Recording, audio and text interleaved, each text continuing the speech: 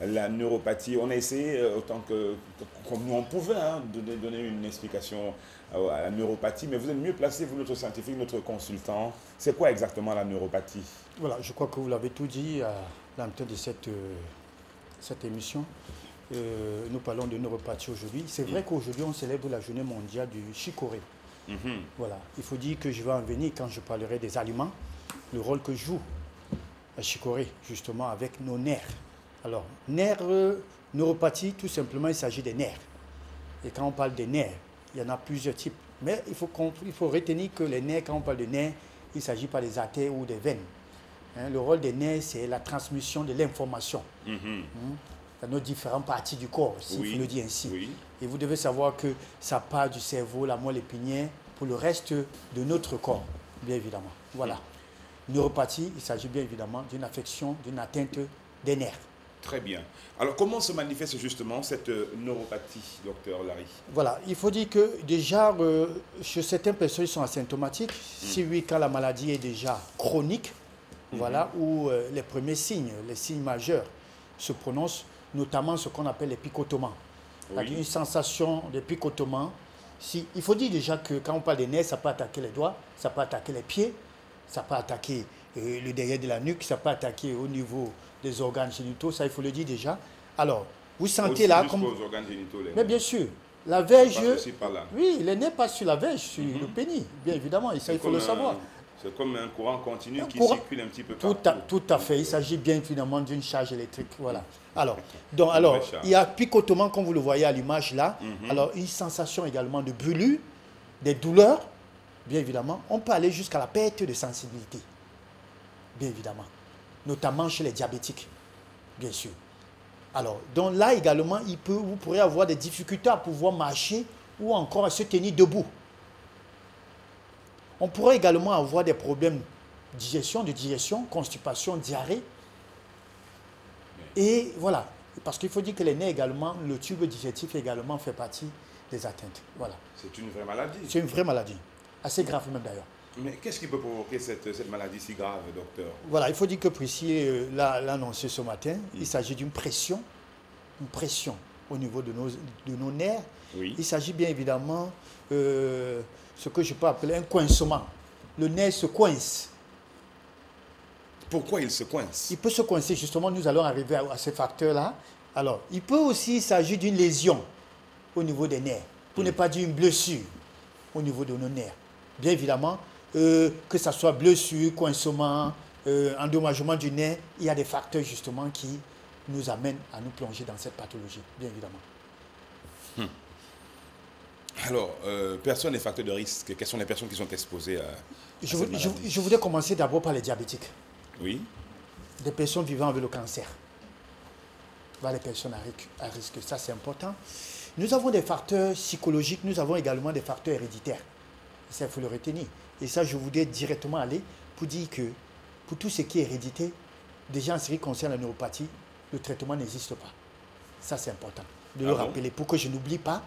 Alors, parlant des facteurs... Vraiment irréversible. Voilà. Parlant des facteurs, l'une des complications du diabète, c'est la neuropathie.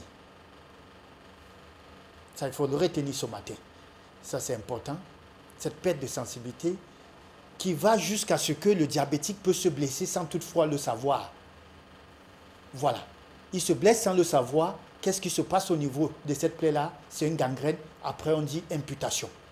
Ça, c'est important de le savoir. Le nerf n'arrive plus, l'information n'arrive plus. L'information, il n'y a plus d'information. Oui. Voilà. Mais moi, j'ai dit tout à l'heure que cette maladie grave, peut-être j'ai exagéré, mais est-ce qu'on peut dire que c'est une grave maladie? Et quel diagnostic, comment justement, à quel moment faire son diagnostic? Voilà, c'est vrai que quand on parlait des facteurs, il y a certains gens qui boivent, qui vont se réjouir ce matin. Je voudrais dire, j'ai plutôt oublié, l'alcoolisme également fait partie des facteurs de risque. Je parle de ceux qui boivent trop. Ceux qui boivent plus de 3, plus de 4. Plus de 3. Chaque jour. Chaque jour. Ouais, parce qu'il y a des gens qui chaque jour, ils sont bons. Voilà, ils sont bons. Alors, une maladie grave, ça il faut préciser, neuropathie, c'est vraiment grave. Grave pourquoi? Parce qu'il faut dire que cette maladie est incurable. Ça, il faut le rappeler ce matin. On ne peut pas guérir de cette maladie. On ne peut pas guérir, surtout quand c'est héréditaire. Alors ça, c'est important. Et surtout chez les diabétiques non suivis ou mal contrôlés. Ce qu'il faut s'y attendre, c'est ça. Surtout également chez des personnes qui souffrent d'insuffisance rénale. Ça également, c'est irréversible. Ça, c'est important de le rappeler. Maintenant, le diagnostic passe justement, il faut rencontrer un neurologue ou encore un rhumatologue. Ça, c'est important, qui va émettre justement des diagnostics passant par l'électromyogramme. Quels sont les signes qui vont nous amener à aller justement vers le neurologue, docteur? Des picotements, des fourmillements.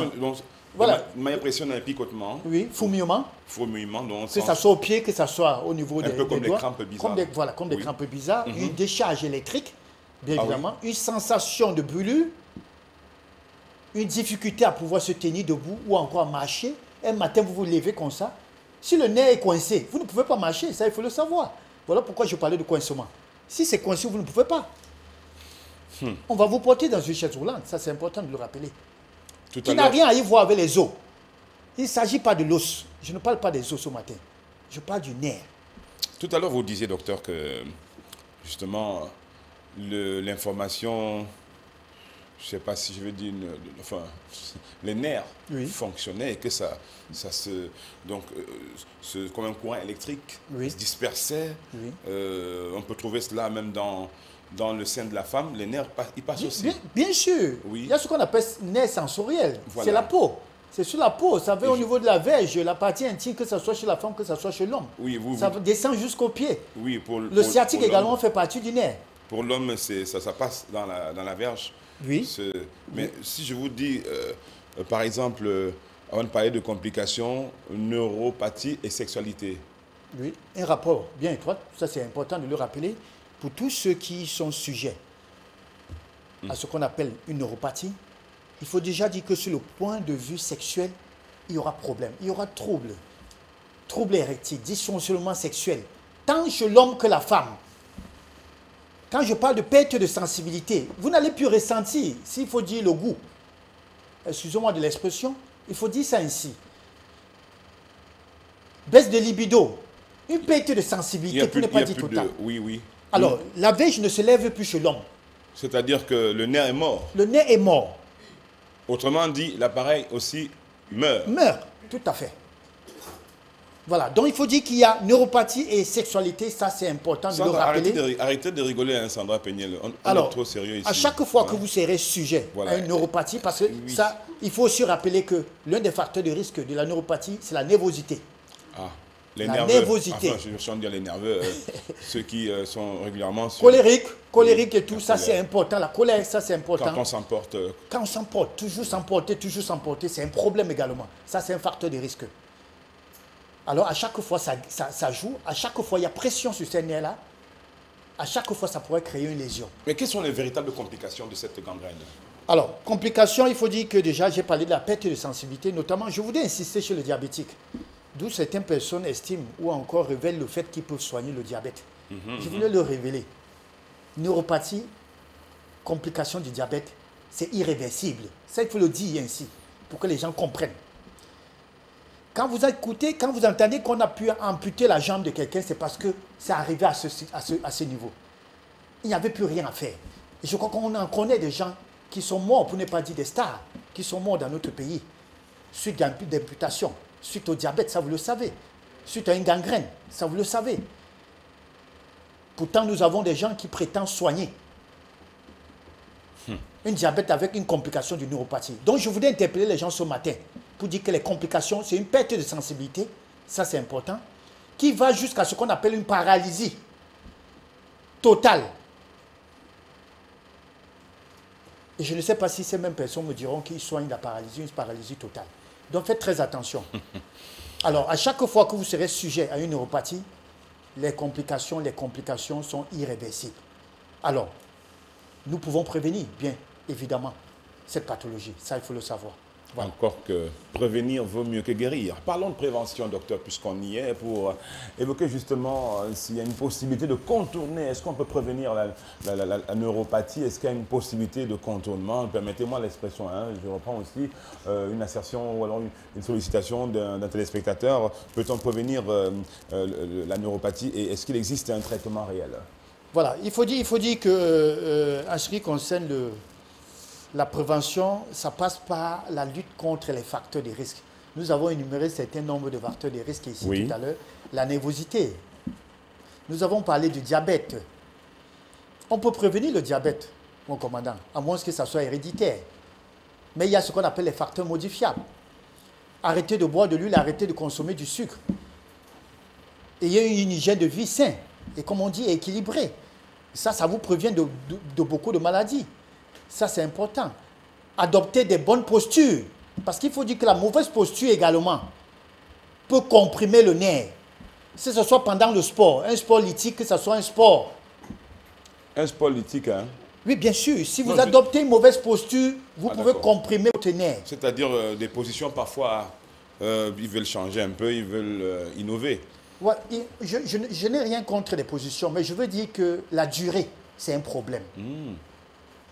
La durée, c'est un problème. La durée. La durée de la position. Ok. Si je veux dire c'est ainsi. Donc on peut certes changer, mais bon, quelques minutes. Tout à fait normal. Oui, comme on dit, quand vous voyagez, c'est-à-dire position assise prolongée, c'est très dangereux. Levez-vous de temps en temps pour étirer les jambes. Voilà, pour détendre, ça c'est important. C'est pas la peine de coincer le conjoint dans une position et le pauvre est justement parce que le conjoint ou la conjointe doit souffrir après. Ça c'est important. Le nerf pourrait être coincé, le nerf pourrait être comprimé. Ça c'est important de le rappeler. Sandra, est-ce que vous suivez la partie ici? Très intéressante, hein, cette partie. Je suis très focus, bien positionné. Oh. Bon, Okay. mais ça ne m'interpelle pas, hein, ça m'interpelle beaucoup plus. Oui, ça interpelle tout le monde. C'est une question de nerfs. Non, Hein?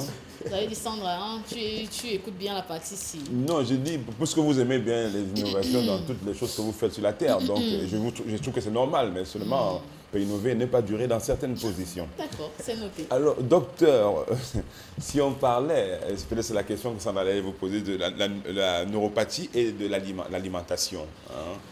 Que peut-on manger pour éviter ça? Et puis quand on y est déjà, que doit-on manger? Voilà, ça je voulais déjà commencer par dire que éviter ce qu'on appelle les compléments alimentaires. Vous savez qu'il y a des gens qui passent dans nos villes là. On vend ça même en ligne. Voilà, même en ligne, les compléments alimentaires. Et je voulais tirer sur ce qu'on appelle la vitamine B6, qui est un facteur de risque à la neuropathie. Les gens en consomment parce qu'ils veulent booster leur système immunitaire, parce qu'ils veulent combattre la fatigue. C'est ce que ces gens-là qui viennent avec les aliments... C'est ce qu'on vient de dire. Ils disent ça. Voilà. Oui. Voilà. Non, j'ai le mal de nez là. Quand il arrête là, il dit non, j'ai un produit pour toi. Prends la vitamine B6. Je vous ai dit ce matin, la vitamine B6, c'est un facteur de risque. Pour vous qui le consommez, vous serez sujet tôt ou tard à ce qu'on appelle une neuropathie. Donc, évitez cela. Alors, en ce qui concerne les aliments, évitez le sucre. Je voudrais commencer par ce qu'il faut éviter. Ça, c'est important pour tous ceux qui sont sujets. Oui. Évitez la farine. Quand je parle de la farine, c'est les beignets, c'est le pain, c'est des biscuits. Les petits gâteaux. Des petits gâteaux. Voilà, ça c'est important. Il faut l'éviter. Alors, même les beignets de maïs? Non, mais on a laissé ça depuis. Là, c'est autre chose. Docteur. Vous me laissez filer. Terrible. Hein, non, ça ne partez pas si vous connaissez. Docteur, le Docteur, je n'avais pas commandant pressé, Titi, pardon, s'il vous plaît.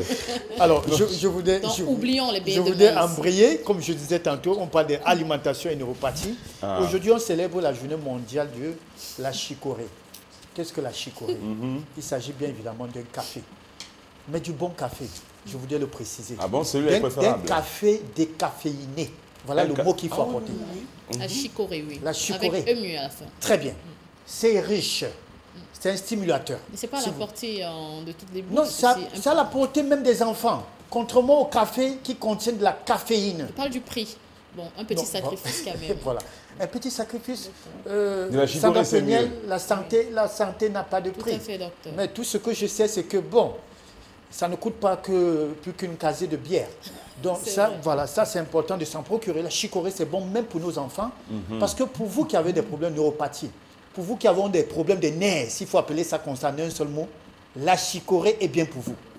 Vous les diabétiques, la chicorée est bien pour vous. Personne hypertendu? Personne hypertendu, la chicorée est bien pour vous. On trouve ça facilement partout.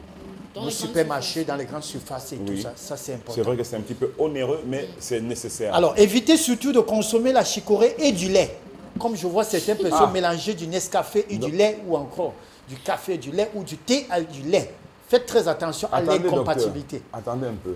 Vous dites chicorée, mais pas de lait. On mélange Pas de lait, pas de lait. C'est mieux de prendre... Simplement. Est-ce que... Avec du miel, ça c'est bon. Ou encore du sucre brun. Oui. Voilà. Du sucre naturel. Ça c'est important. Docteur, mais je pense que c'est également valable pour des personnes qui souffrent de dyspnée comme moi, une maladie un peu proche de l'asthme. On interdit de prendre du sucre, à profusion également de l'huile, par exemple des beignets, le pain le matin. Tout à fait. Par exemple la chicorée à jeûne, ça peut aller. Ça peut aller. Ça c'est important parce qu'il faut dire que ça Venez régule. avec ça.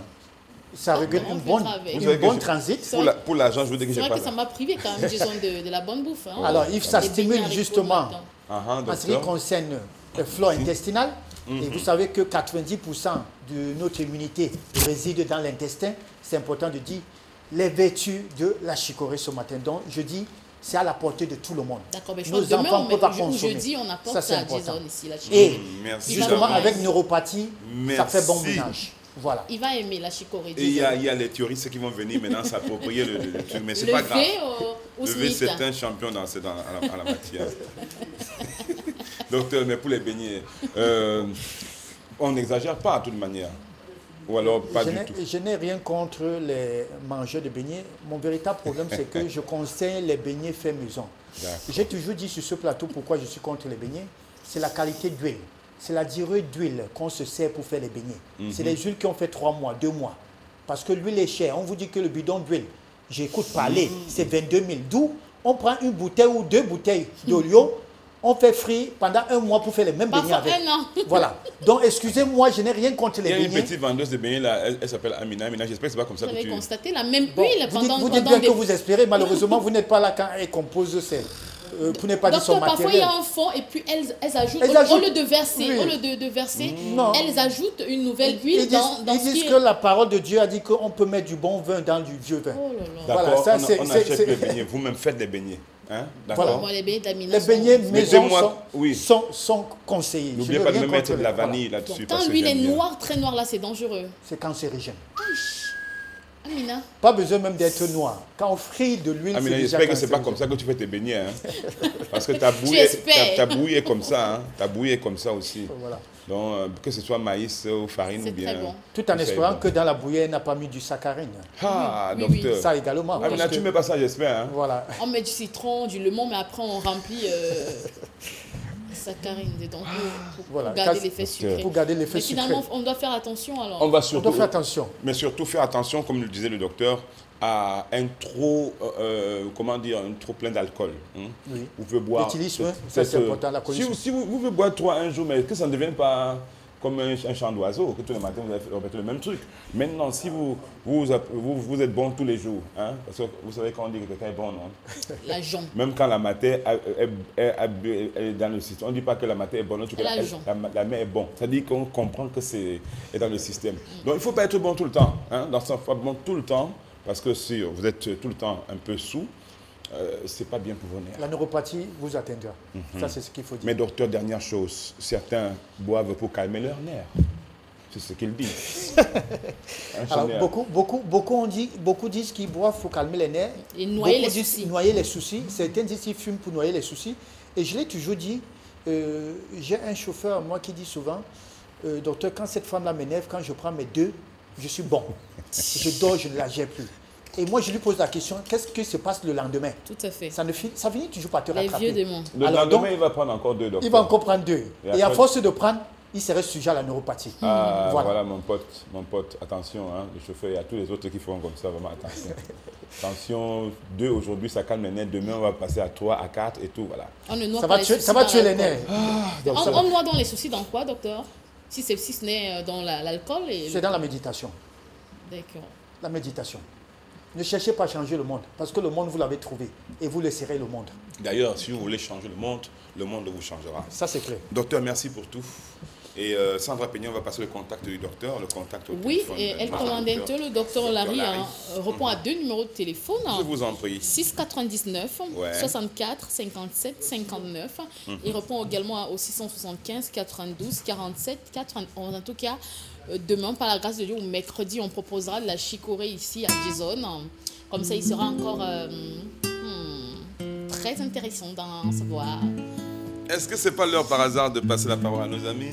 Je crois plutôt que c'est l'heure du canular. C'est un canular ou la pub? Oui, la pub dans un instant. Bon, attendez, je choisis canular. Il est 8h24. Vous l'appelez un On a garçon, 6 minutes pour la pub. On essaye d'abord avec une femme. Elle se prénomme Queen. Queen, comme une reine. On me demande de draguer Queen. Oui.